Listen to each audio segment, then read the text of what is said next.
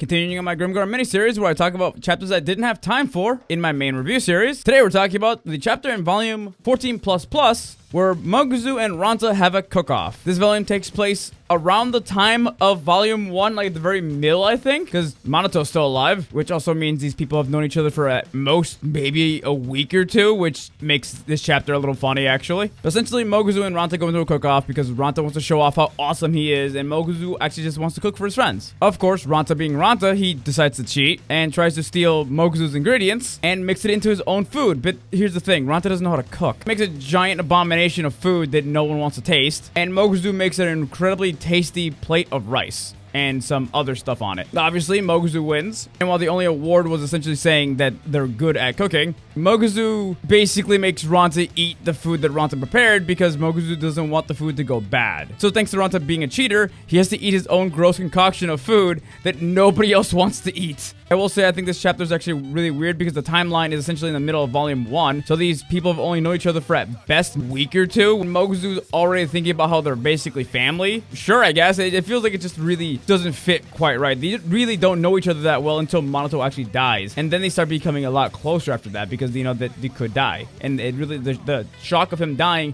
is what causes everyone to get closer. But did you read this chapter yourself? And if you did, let me know in the comments what you thought about it.